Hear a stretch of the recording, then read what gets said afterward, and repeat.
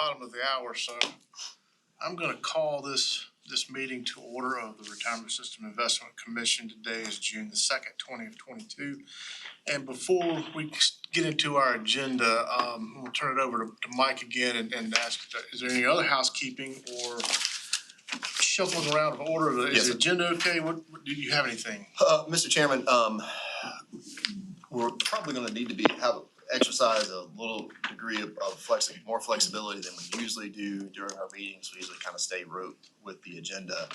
I believe that it's probably going to be more expeditious for us to, when we go into executive session, for the first executive session, actually to, I'm going to read, if it's okay with you, the whole motion, because of some other things that we have coming later, we may want to go ahead and start working on through those items as well in the executive session. So the open session items we probably will not get to until much later in the day. And otherwise, and we may have to go in and come out a couple of times, so of executive session. So just, if you would just bear with us, because we have, Mr. Alan Gillespie's coming, former commissioner's coming today. We have a presentation for him. He can't be here until 1, so we're just trying to move everything around so we can kind of meet that deadline. So this I have to exercise a little bit more flexibility than we usually do during these meetings. All right, well, that said, does everybody understand, and are there any objections? Can I say from the chair that we're good with that? Okay, so first item up is the adoption of the proposed agenda. I think we just talked about that. Can I have a motion for the adoption of what I'll call our adjusted and flexible agenda? So moved. I have a movement. I have a second. All in favor, please discussion first. Okay, all in favor, please say aye. Aye. Aye. The ayes have it. Thank you. The ayes have it. Next item up is the approval of the April 22 minutes. I assume that everybody's been through those. They were published a while back. I'll call for a motion to approve those as presented. I move. So moved. Second. I have a motion and a second. Do we need to discuss anything about the minutes from the April of 2022 meeting? Hearing none. All in favor of the approval of those minutes, please say aye. Aye. Aye. Any opposed? The ayes have it. Those minutes are accepted. And Mr. Chairman, just for the Commission's situational awareness, if you notice in the minutes now, we put links in the minutes. And for some of these links, it'll take you directly to the portion of the archive video where we discussed the matter that's represented. And other links will take you directly to the documents that were being discussed, the presentation materials that were being discussed. So we thought that would be able to aid the public in being able to follow and get directly to the source material for which the minutes are really a summary of. Okay. Right? Don't need that yet. Okay, so given the need for flexibility in this, our agenda moving around a little bit, Mr. Hitchcock, I'm going to ask you to guide us on item by item going forward. Sure. See if you can make this a little more fluid with the. Sure.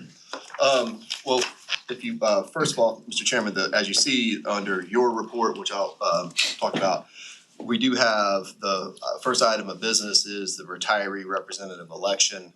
As everyone's aware, we opened nominations for the retiree representative at our last meeting in April. We have, and just so everybody is aware, our governance policy allows those nominations to come from various sources. Of course, any member of the commission can nominate someone. But we also allow for stakeholder groups like the South Carolina Retirees Association to make nominations as well. We did receive a nomination from the South Carolina Retirees Association. There will be a letter to that effect from Sam Griswold, their president, that will be entered into the minutes And that nomination is for Dr. Holly Ulbrich, who is here with us today.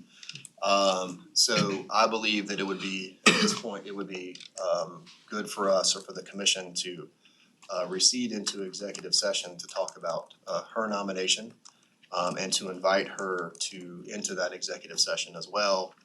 And I can read the motion, and as I said, I think we'll just incorporate all of the justification for going into executive session into that motion, just so that we're covered, and we can exercise the flexibility that I discussed earlier. I think that's a good idea. We have any comments before I ask our CEO to read the motion? None? Please read the motion for us, sir.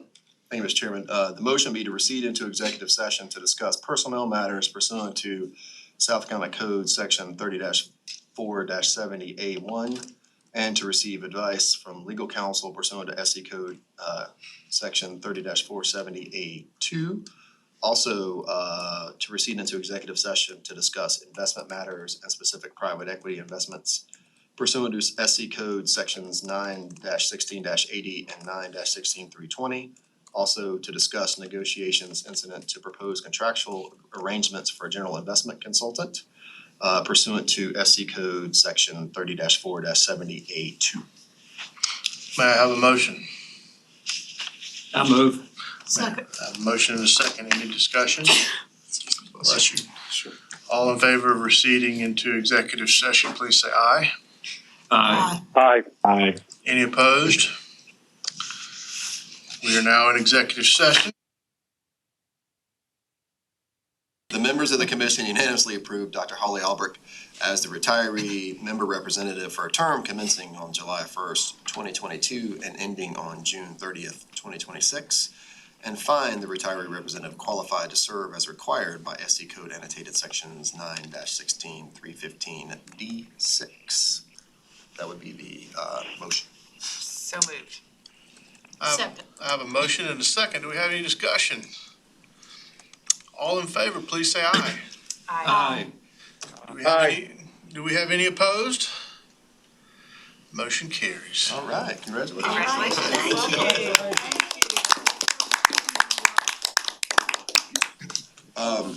Now I believe, Mr. Chairman, the commission would like to go back into executive session to continue with the business. In that case, I will leave. well, This may take a while. It's gonna be short. Yeah, I think it would be appropriate to invite our commissioner-to-be to remain with us. to observe, yeah, I Yes. think that'd be appropriate. Commissioner-elect. Commissioner-elect. We'd like for you to stay, yes. That would be great. Please. Yeah, to see what's gonna happen in executive session. So, Yes. we would just, for the same reasons that we went into executive session before, we would do that again. All right. May I have a So motion, Bye, Sam. motion to I'll be do back. so, please? Okay, bye-bye. So moved. I have a motion. May I have a second? Second. A motion and a second. Do we have any discussion about receding into executive session again? Hearing none, all in favor, please say aye. Aye. Any opposed? We are now in executive session.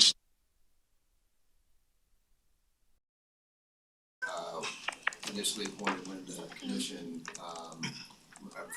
was a commissioner from inception, right? Up until, last year, served in a variety of roles in the commission. Was chair of the commission for a term, was also a longtime chair of the audit committee. Gave a tremendous amount of his time and energy and intellect and industry expertise to the commission. And we just wanted to take an opportunity to recognize his service. Sorry we're so late in getting there.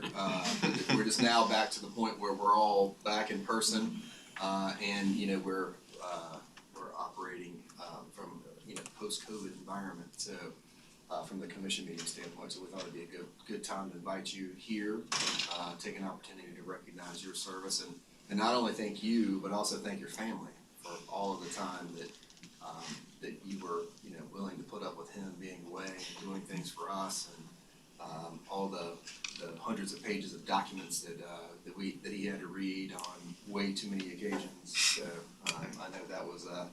that was a sacrifice that, when people enter into public service, regardless of where it is, the public servant makes a sacrifice, but the family also makes a sacrifice on their behalf as a result of their public service. So we just wanted to thank you guys as well, and thank you for being here. The House of Representatives, which, I was a Senate employee, so it took me a while to realize that there was a bicameral legislature. But yes, the House of Representatives, one of your appointing authorities, actually, Brian White, had a House resolution introduced and adopted on your behalf in recognition of your service. So I would like to read that, if I can, because I think it is a great testament not only to your career and what you've done to help us, but also your career in the private sector as well. So, and the resolution goes, whereas the members of the South Carolina House of Representatives are delighted to pause in their deliberations to recognize individuals who devote themselves to improving the Palmetto State. Alan Gillespie, who dedicated more than 15 years to improve the quality of life for the citizens of the state, is one such person. And whereas a native son of Anderson, Alan Gillespie has been in the investment industry since 1995, specializing in asset allocation research, manager due diligence, individual security analysis, and custom client portfolio management. In pursuing this career path, he received his education from Washington Lee University, where he graduated cum laude with his Bachelor of Arts degree in economics. While studying, he was also a member of Omicron Delta Epsilon, an economics honor society. And whereas during the course of his career, Alan has been recognized as Institutional Investors 25 Rising Stars of Hedge Funds, a Liberty Fellow, and has been featured as a writer in several financial journals. He has served as a CFA Institute Research Challenge Mentor to Wofford College and the University of Alabama. In addition to his career work, he also serves his community as the chair of the Endowment Board for Meals on Wheels of Greenville and as a member of the GAMAC Endowment Board. Notably, to best serve his clients, he holds FINRA Series 4, 7, 24, 53, 63, 65, 86, and 87 licenses, which I think is also a bingo. And 79. Yeah. I don't want to use that one much. Yeah, well, the people in the house didn't even know what that was. And whereas, when the Retirement System Investment Commission was established in 2005, Alan Gillespie was appointed by the chairman of the House Ways and Means Committee as one of the original commissioners.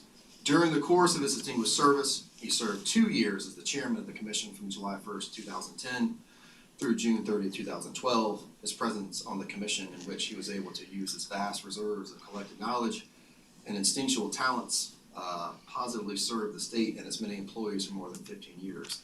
His final term on the commission ended in July 2021, and whereas Alan's tireless work to better the lives of others is indicative of his tremendous character, grateful for the passion, commitment, and dedication that Alan Gillespie has shown in serving the state and the people of South Carolina, the House of Representatives is pleased to salute him, thank him for his public service, and wish him all the best as he continues as the Chief Investment Officer for FinTrust Capital Advisors.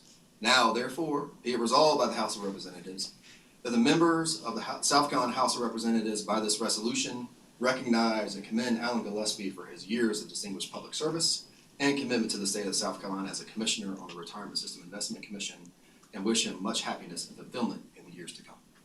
Yeah.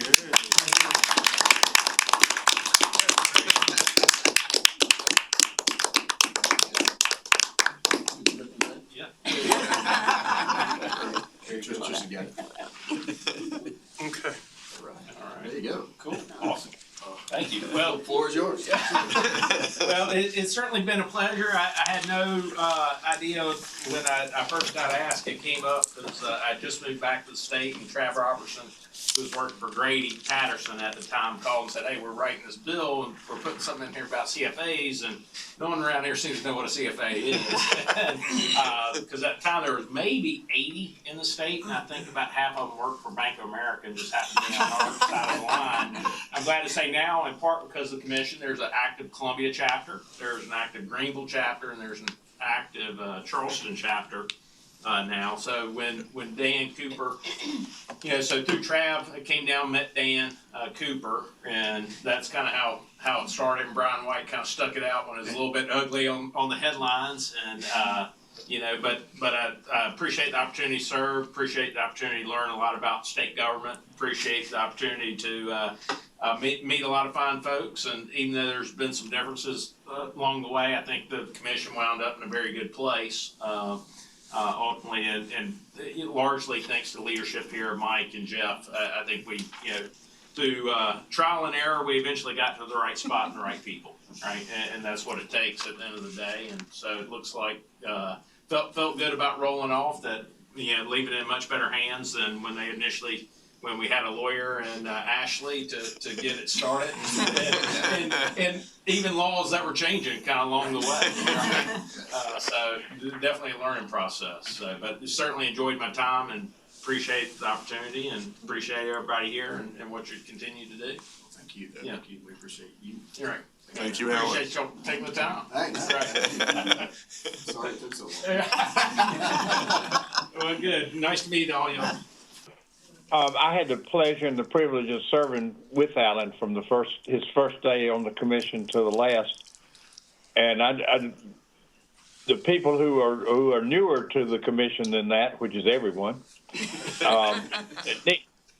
needs to know that Alan has really been a giant in the life of the commission, and not just when he was chairman, but at all other times. He really has been consistently energetic and intelligent and thoughtful and honest. Alan and I didn't always disagree, but I didn't always agree, but I think we did always agree on the major issues that affected the life of the commission. And it really, Alan, it's been a personal privilege and an honor to serve with you, and I hope people remember you as long as they remember the history of this commission. Well, I appreciate that, Reynolds, because when you go through treasurers like Spinal Tap goes through drummers, it doesn't bring a lot of stability. So appreciate those words. It's good. It's good. Well, I mean, good luck to you. All right, thank you. Yeah. Good to see you. Thanks, man. Yeah, absolutely. Uh-huh. Yeah, we appreciate it. So We'll consider ourselves back in. we need to be back in executive session. Does that require a motion? I think it does. So moved. May I have a second? Second. Aye. Motion and a second. All in favor of going into executive session? For the aforementioned reasons. Aye. Aye.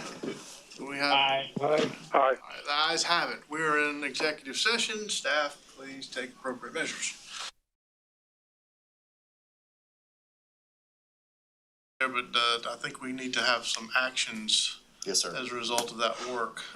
Yes, sir. For the record, there was no reportable action taken in executive session, but we do have a motion coming out of executive session, Mr. Chairman. I'd be more than happy to read that whenever you're ready. I'm ready for you to read that motion, please. Thank you. It would be a motion to authorize the retention of Veris as the commission's general investment consultant and authorize the CEO or his designee to negotiate and execute any necessary documents to implement the commission's decision within the limits discussed by the commission in executive session, and upon approval for legal sufficiency by RSIC Legal. May I have a motion to that effect? So moved. Thank you. May I have a second? Second. Do we have any discussion? Hearing none, all in favor of retaining Veris, please say aye. Aye. Aye. Do we have anyone that's opposed?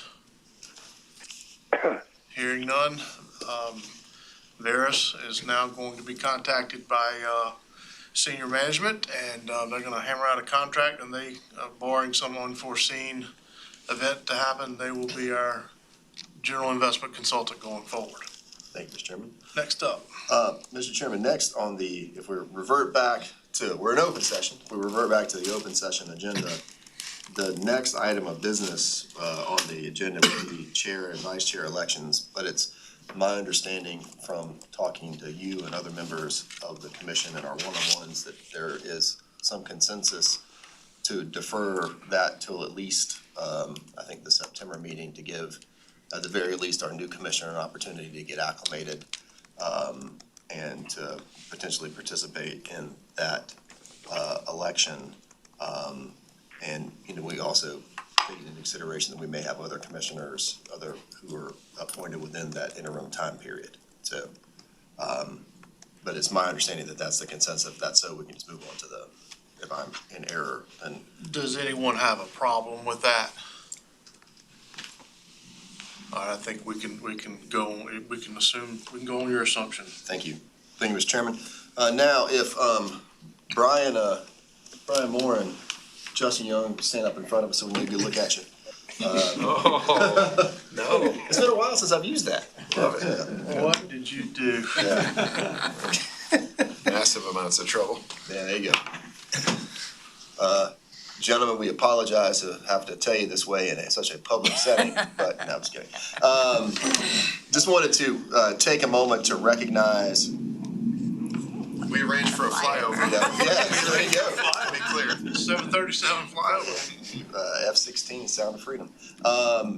Want to take an opportunity to recognize Brian and Justin for all of their hard work on their hedge fund, on the hedge fund portfolio. And this is one of the times where it's not just us recognizing their hard work and their good results. It's actually other people.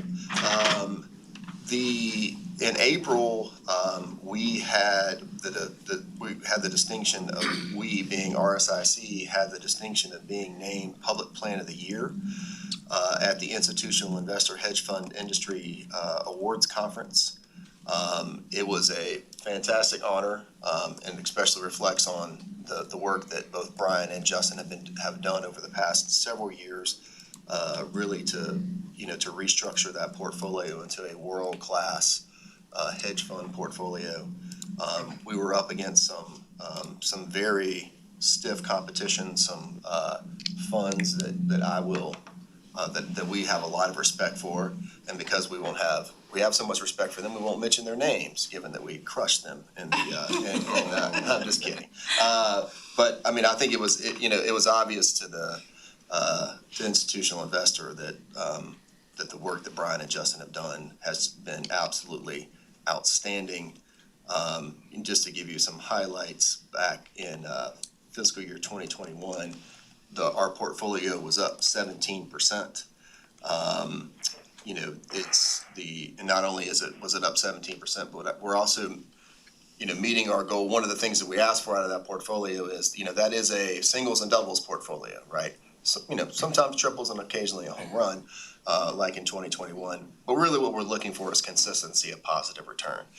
And as we've seen the market turmoil over the past several months, that goal has really held up. But we were up, that portfolio, if I'm wrong, was up 2% in April when markets were doing a lot of interesting things, right? So, and positive for how many months when broader markets were down, like 6 of 8 or something like that. Yeah. I think our largest drawdown since COVID has been less than like 8 basis. Right. Better than. Yeah. Yeah, so really just hitting on exactly what we want out of that portfolio. If you think about, if we put it in dollars, since they started restructuring the portfolio, what was in 2017, the portfolio has added $1.3 billion to the plan as a result of the execution of primarily these two gentlemen that are standing in front of you. And really we just can't say enough about the work that they've done, how proud we are of them. The award obviously is given to the plan, but reflects very much on the hard work that these two men have done. So just wanted to take an opportunity to recognize them. Wasn't there some hardware? Yeah, there is. There's a nice about 80. Yeah. There's a nice about 80-pound crystal award out in the lobby if you'd like to. All right. To see it. So, So just so Mike alluded to this portfolio was outperformed, the cash rate, which is important to us, by 4.6% in the first quarter. Yep. Up in April. Any sense of May? Up 25 basis points this month. So this portfolio is, while the world has been heading in a radically different direction, this is a portfolio that's held up absolutely beautifully. So. Yeah. And I think according to them, they're 80% of the way through the restructuring, so we look forward to getting the rest, you finally getting the other 20% done. So, but no, thank you very much for all that you've done. We we appreciate your work, and we just wanted to take some time to recognize it, so thank you. And the plan participants are better off for you guys doing it, so that's the name of the game. Yeah, our retirees appreciate that very much. All right, thank you, gentlemen. Good job. Thank you.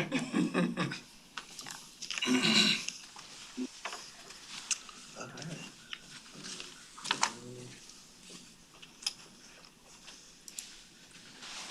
We are, Jeff, I believe you, oh no, I'm sorry, I have a brief legislative update. Just to give you a brief legislative update, this is on the strategic calendar. I won't belabor too many points given the hour. Just want to primarily update you on our agency budget. The General Assembly is still in budget negotiations. They are set to come back and do conference committee next week, and then come back to finish up the budget on June the 15th, the day after primaries. But that being said, our budget amount is locked. Our authorization amount, the amount that we asked for, 15.3 million, is in both versions of the budget, so that will not be an issue for conference. Also, the usual proviso that we get that allows us an exemption from the procurement code for our engagement with the custodial banking arrangement is also in there. Other issues, though, kind of somewhat affecting the system, there was a 3% employee pay raise for state employees. It was in the budget. It was in both versions, so that is locked. The increase in employer contributions of 1%, which is keeping us along the path of those contribution increases that ultimately get to 18.5%, are also locked. There was some other legislation that could potentially have some impact on the system, and there's potentially some study committees that are in the budget that could ultimately have some impact on the system, but I can go into further detail I can do an email to you guys about those. Yeah, Mike, this is Ed. So what was the size of the budget that we submitted? We submitted, it was approximately 15.3, and that's what we got. So, and yeah. 13.3 million. Oh, 13.13, okay. 15.3 million, and that's and is that any different than prior year? I know there was one year we actually reduced it from the prior year, but how does this relate? Yeah, this is consistent with what we've asked for in the past. I believe the past 3 years we've asked for 15.3, and the year before that we'd actually had asked for a reduction, because there was a couple of years in a row where we asked for authorization reduction. All right, so this is about the same as last year then? Yes, sir. Yes, sir. Exactly. It's exactly the same as last year. So. Okay, and you said it was what, 13 point what? 15.3 million. Yeah, okay, great, thanks. Yeah, so, all right. And that's all I have on my legislative update. Jeff, throw it over to you for the performance update. Okay. Thank you, Mike. I am, as a courtesy to everyone, going to fly through this because it's largely a very similar story to what you've seen that has just gotten better. Let's start with our basic look at performance that we are all accustomed to for the most recent quarter. You can see at the bottom the return was negative, but significantly better than the policy benchmark by almost 1.5%. For the fiscal year, the portfolio return at the end of March stood at 5.6%, which was 2.5% ahead of the benchmark.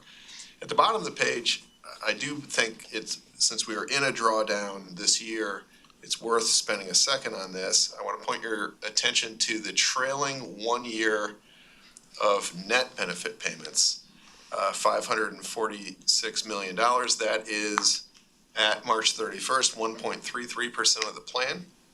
5 years ago, in the same quarter, our net benefit payout was approaching 4% of the plan.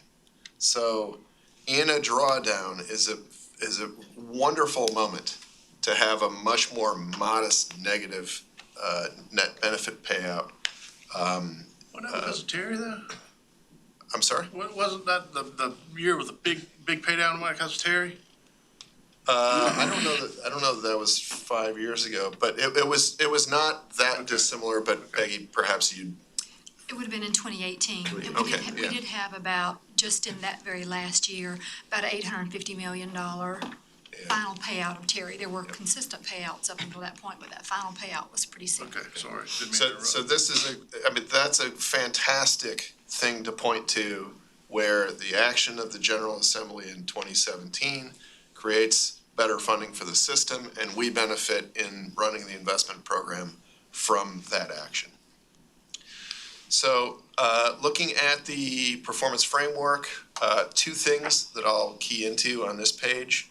In the middle row on the left, you can see that unlike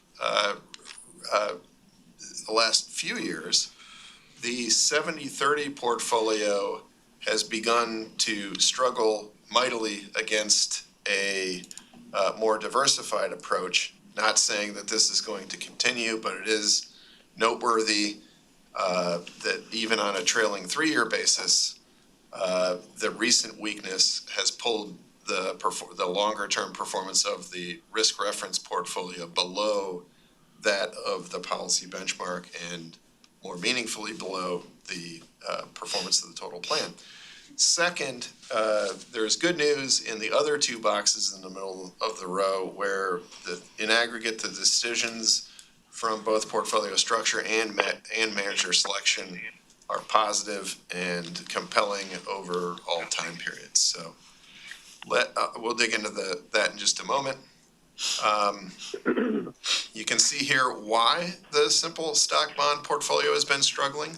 The top two rows are public equity and bonds, and you can see that over recent periods of time, this is not what the experience that portfolio was enjoying over much longer periods of time.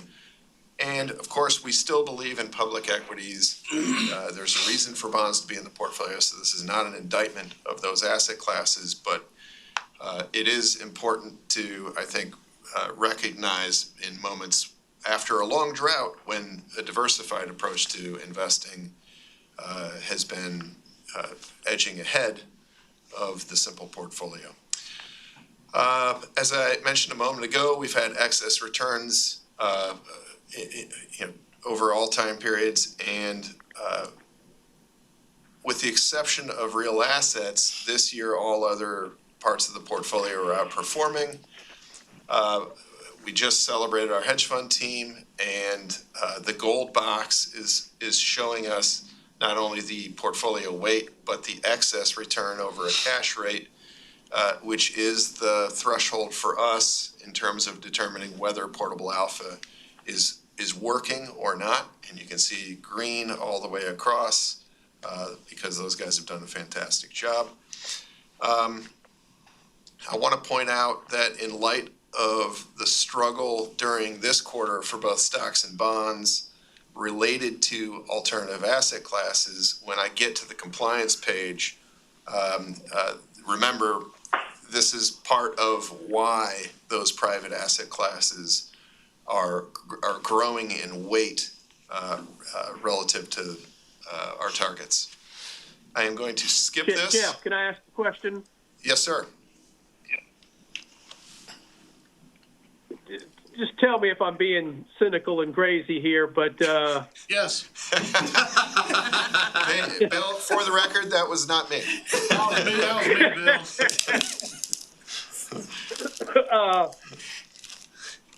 the private equity returns there on page 10. Yes, sir. I understand ARCs come in later and blah, blah, blah, but we just heard we're not going to do a secondary sale because prices have plummeted. They're just too low. It just seems like to me this private equity number here is totally unreliable, and that's probably expected. I mean that it's unreliable. So the other numbers might be realistic, but the private equity number and the total plan number are pretty irrelevant because well, the private equity numbers probably have not yet recognized the downturn. So, Bill, I'm not going to agree wholeheartedly, but I am going to point to the fact that what you are looking at here for both the private equity portfolio and the benchmark is not even a full look at 12/31. It's a partial look at 12/31 for both our portfolio and the benchmark. And over time, we'll get more information and that will feed through. So I do not want to say, I can't agree that this is useless. It is, but I will agree with, this is not a look at March 31 values for any private asset. Does that help? And is that just because of the timing of the marks? Yes, yes. Yeah. And as far as the comment on the secondary pricing, there's a difference between, I guess the analogy I would use is there's a difference between if I gave you, well, actually, maybe not today, but if I gave you 3 months to sell your house versus I gave you 3 hours to sell your house, you would not get the same price. And the secondary market is not a test of what the real value of something is. It is the test of what a private transaction can extract from a portfolio of private assets. So it is not the same thing as this is what the underlying portfolio companies are all worth. It is, how can I find somebody willing to, buy $500 million worth of private assets? It's a very different, you're answering a very different question with that does not, in my opinion, speak to the real value of each underlying portfolio company inside a fund, rolled up with all other funds into our asset class that is 13.3% at the end of March. So I get what your point is, and is certainly not it's not an inappropriate point to make or a question to ask, but I don't want to embrace something the notion that this is not real. It's just not. What we're seeing here is the performance of public equity very much as of March 31st. What we are capturing with our private asset classes and our best attempt to benchmark in kind is something that is as of 12/31. So I think it's fair, it's apples to apples, but you're not seeing the entire portfolio at the same moment in time, just by virtue of, we can't have our custody bank wait 5 months to tell us, what our values are. We have to have a process that uses the information available to us at a point in time. Is that responsive? Our phone call dropped, so we lost it. Oh. Well, I won't be repeating all that, as a courtesy to everyone. Responsive to me. There we go. Thank you. And in fact, I feel like we've had this discussion many times before. Yeah, we may have. So, all right, can you let me know when he's back? Maybe It just happened. I'll have a phone call with him if he needs it, so. ID followed by pound. Did we drop or did he drop? I would guess our phone call timed out. Oh. I didn't know that could even happen. So, Didn't pay the bill. You are now joining the meeting. all right. I hope Bill is, $40 billion. Bill, are you there? This meeting is being recorded and/or transcribed. Bill, are you there?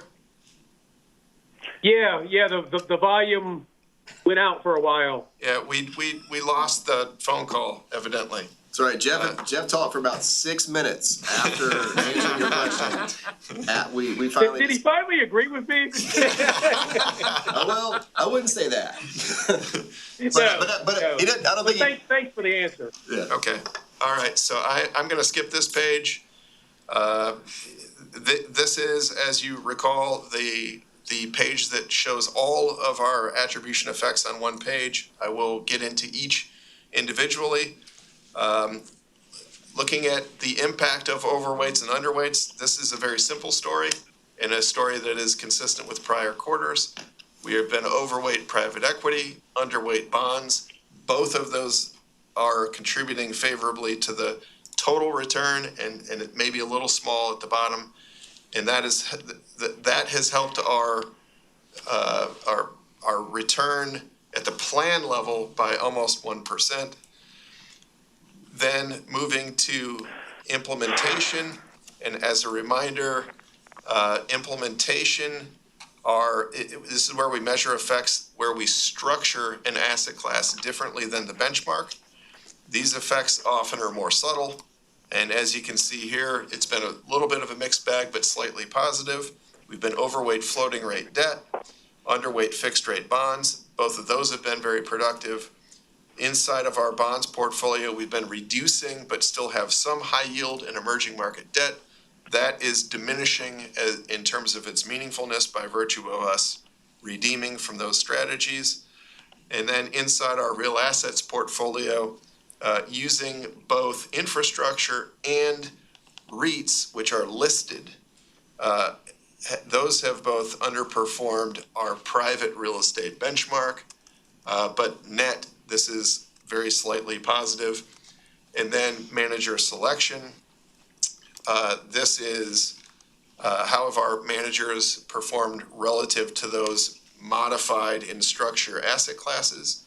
And as you can see here, we've had good outcomes almost across the board.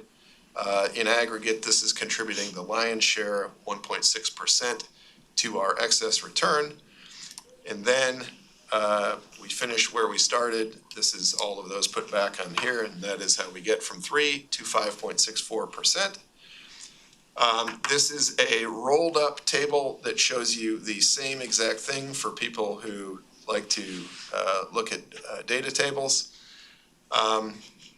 Two things worth mentioning on this page are this is sort of how is our positioning evolved over time.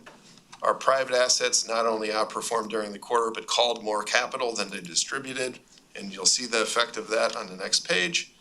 And even though equities were down during the first quarter of this calendar year, we did further reduce our equity exposure at the end of March to a 2% underweight. The reason for this is we are beginning to recognize that the overweight to private equity is longer term in nature. I don't want to simply offset that with an underweight to bonds because that is very pro-cyclical in terms of the risk.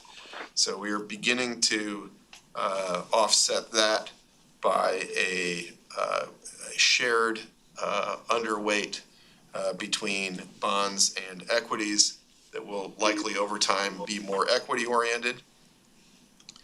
And then I alluded earlier to the alternative asset classes outperforming and calling capital. The outperformance is a fantastic problem to have, but as a result of both of those factors, our private equity exposure, I've highlighted with the red box here, is at 13.3%, which is slightly over the allowable range. And also our total private markets exposure continues to be north of 30%. Both of those require a disclosure. I outlined earlier some of the things that we're doing in private equity, but as a reminder, these are very slow moving factors. And the actions we take this year and next year will only have a meaningful impact over several years. And for the big finish, I'll close with our risk slides. As a reminder, this first slide shows you how we think of the volatility of our portfolio and our tracking error on a forward basis. And if you were to compare this slide to last time, you would see a whopping 0.2% increase in the estimates. And then here we compare that forward estimate to what have we actually seen in the volatility of our monthly returns over the last 3 years. And if you looked at how this is changed from last time, it would be different in pretty much the exact same way, 0.2% higher at the most. So let me pause here, see if there are any questions about any of this. That is my version of a sprint. So, Questions for Mr. Berg on performance and risk? Hearing none. Mr. CEO, I think we're at the end of our. I believe we are. We're at the end of our winding path today, so. Yep, this is Yeah. the final agenda item included for your, for posterity, I guess. These are the investments closed during the time between last meeting and this meeting. Obviously, you would have seen memos on all these, but as always, available to answer any questions anytime on any investment. So, Mr. Chairman, that concludes my remarks. Thank you, Mr. Berg. Mr. Hitchcock, is there any other business before the commission today? None that I'm aware of, Mr. Chairman. Hearing that there is no more business to come before this commission, I will open the floor to accept a motion that we adjourn. Mr. Chair, I just want to, since this is my last meeting, I just want to express my appreciation to the commissioners and to the staff over my time with you. I will miss these meetings, but I know I can always tune in when I want to, so. But thank you all very much. Well, I'd like to thank you for your guidance as taking over the reins as chair. You were a steady hand on the wheel. I felt your hand on my shoulder, and you were a great help and assurance. I did not mean to rush through the end of this meeting, not realizing that this was your last. But my personal appreciation to you, sir. Thank you. Thank you, Ron. Likewise. Thank you, Ron. Likewise. Thank you so much. All right, have I forgotten anything else? Not that I'm aware of. Okay. I said that the first time. I'll entertain a motion to adjourn then. So moved. I have a motion, I have a second. All in favor of adjournment? Aye. Aye. Aye. We stand adjourned. Thank you, folks. Thank you all.